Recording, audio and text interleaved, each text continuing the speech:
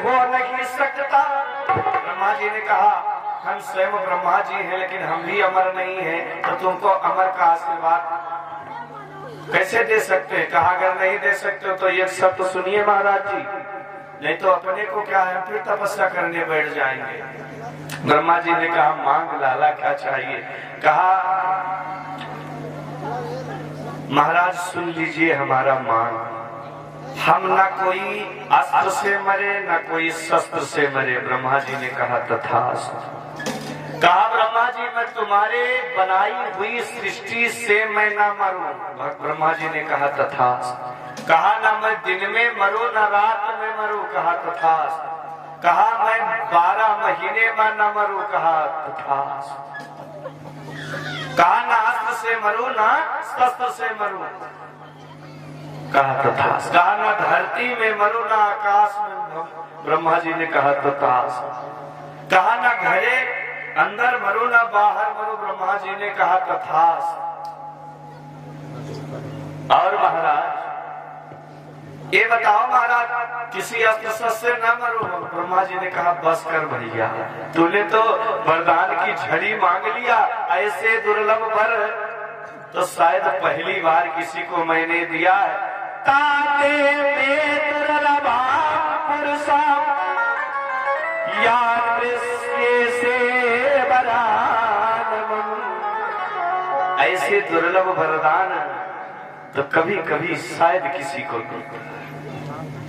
आज तो ये गदगद हो गया, ना दिन में मरूं ना रात में मरूं, यानी किसी प्रकार से हम ना मरूं। अब तो कोई हमको मार नहीं सकता और दिग्विजय करने के लिए आया और देवताओं पर हलकंप मचा दिया। सारे देवता डर कर मारे छिप गए। धीरे धीरे समय सुंदर आया और इस हिरण्यकश्यप के छोटे पुत्र का नाम है प्रहलाद। बोल दे भक्त प्रहलाद की जय। प्रहलाद नन्हे से धीरे धीरे पढ़ने के योग्य हुए और हिरण्यकश्यप विश्वविद्यालय में जाकर के अपने बेटे का नामांकन। गुरुजी से उस विद्यालय के मास्टर साहब कौन है? सरनाम मर्क जी महाराज। अपना विद्यालय है, गुरुजी हमारा बच्चा है, इसको ध्यान से देखना। अच्छा, प्रहलाद जी को तो छोड़ आया, कुछ समय तक विद्यालय में रहे। एक दिन विद्यालय से महाराज प्रहलाद जी वापस से आए और देखा मेरे प्रहलाद जी विद्यालय से आए हैं। लाला को हिरण्यकश्यप ने गोद में ले लिया। आओ आओ आओ लाला, गोद में ले लिया। हिरण्यकश्यप ने कहा भैया पढ़ाई अच्छी से चल रही है, जो कुछ पढ़ाई चल रही है तो अच्छा कोई अच्छा सा कविता वविता सुनाओ, जो कोई पाठ वाठ याद किया हो हमको सुनाओ। प्रहलाद जी सुनाने लगे पिताजी अच्छा कविता सुनोगे? बड़ी सुंदर प्रहलाद जी ने कविता सुनाया। तथास्तु मन्नेर सुरवैरि देहिना। राजन इस शरीर मानव का बड़ी दुर्लभ की है, ये कविता सुनाओ है। ये बड़ी दुर्लभ की शरीर है, पुनः मिलने वाली बार बार नहीं है। और पिताजी आपको तो राजकाज धन दौलत वैभव सब कुछ मिल चुका है और अब आ गया है चौथापन। आपको तो चाहिए कि चौथापन आया, राज ताज छोड़ करके मोह माया छोड़ करके और जंगल को जाओ, प्रभु को भजो, श्रीमन नारायण को। और पिताजी ये जो घर है ये घर अंधकूप है। अंधकूप किसे कहते हैं? एक को तो कुआं तो इधर उधर होता है, अंधकूप कहते हैं जो झाड़ी में कुआं होता है, वहां कोई आना जाना नहीं होता। इस कुआं में गिर जाओगे निकाल लेंगे कोई, लेकिन उस कुआं में गिरोगे तो निकालने वाला ये घर ही अंधकूप है। मेरे प्यारे सियावर रामचंद्र के पिताजी इसमें गिरोगे माया के चक्कर में तो कल्याण होने वाला नहीं है। भगवान का स्मरण करो। जैसे ये कविता सुनाए तैसे उठा के हिरण्यकश्यप प्रहलाद का उठा के बाहर ये कविता और दौड़ा दौड़ा हाथ पकड़ करके प्रहलाद को और ले जा करके पहुंच गया। कहा? स्कूल में पहुंचा। मास्टर साहब थर थर कांपने लगे। महाराज क्या हुआ? तुमने कौन सा पाठ हमारे बेटे को पढ़ाया है? हमारे ये विषय तो हमारे यहाँ है नहीं। हमारे यहाँ है तो देश निकासो, आग लगाओ, इधर जलाओ, उधर फूको, तंग करो, वही तो राज छीनो। ये हिरण्यकश्यप के दरबार।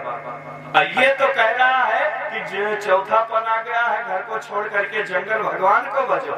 ये तो सब्जेक्ट नहीं है, फिर कैसे पढ़ करके आया? गुरुजी ने थर थर कहा महाराज इस बार छोड़ दो और दोबारा गलती नहीं।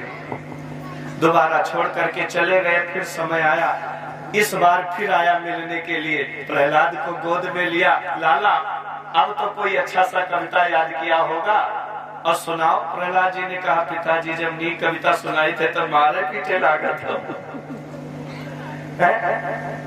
अच्छा अब सी सुनाओ, क्या चाहते? प्रहलाद जी ने तो अब सी बड़ा सुंदर कविता सुनाया। श्रवणम कीर्तनम यस्य विष्णु स्मरणं पाद सेवनम अर्चनम वंदनम दास्य सख्यमा निवेदन। अब सी तो बड़ा सुंदर कविता सुना।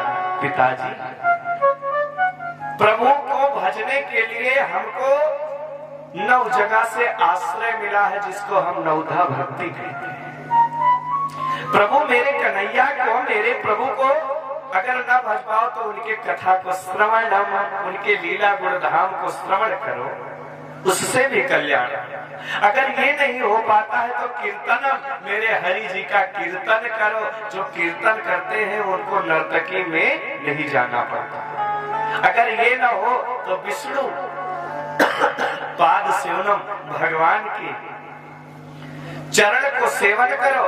और स्मरण, स्मरण किसे कहते हैं? जैसे गोपियां ना, गोपियां दही को बेचने को जाती थी मथुरा और बीचे में भगवान याद आ जाते थे तो अपना माखन मटकी धर करके बैठ जाती थी, बस भगवान को याद करने लगती थी। आओ लाला मानो कि गोपियों को खिला दे। स्मरणम पाद सेवनम, अगर ये ना हो तो भगवान का अर्चन करो, वंदन करो। अगर ये नहीं तो भगवान का दास, सबसे सुंदर मनोभाव है दास ही बन जाओ। ये प्रहलाद जी हिरण्यकश्यप को सुना ही रहे थे, तब तक फेंक दिया। मेरे प्यारे सियावर रामचंद्र की